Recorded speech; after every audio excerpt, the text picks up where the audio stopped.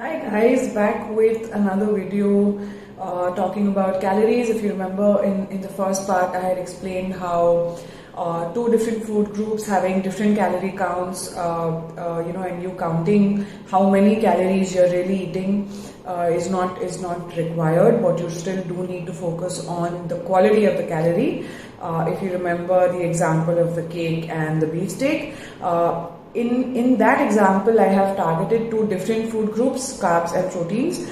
But today what I'm going to also explain is you can even have like the same food group and two completely different calorie counts.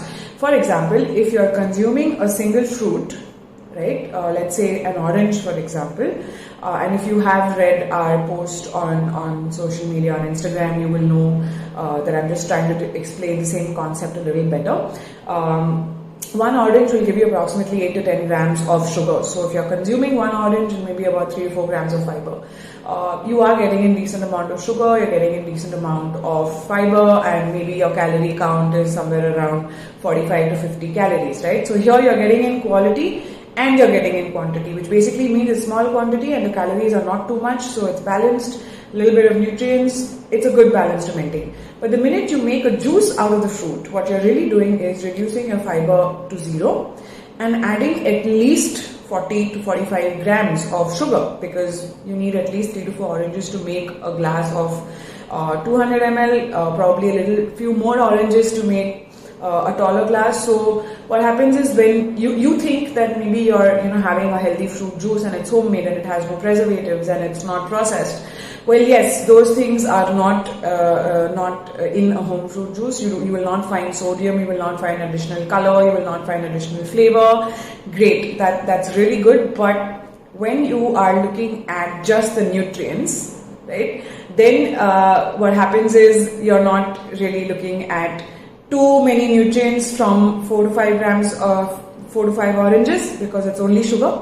So in order to balance this out, we would obviously recommend you consume just a whole fruit and not fruit juices. And the other thing about calories I would also like to explain is, don't always look at eating calories and then trying to burn calories, or lifting a certain amount of weight or doing some sort of exercise, clocking in certain calories and wondering, okay, today I've eaten 300 calories so I can burn 300 calories so I can eat 300 calories extra. It doesn't work like that. For you to burn 1 kg of fat, half a kg of fat, you need to burn 3,500 calories. So if you are looking at fat loss, then for you to be in a calorie deficit for a long period of time is important.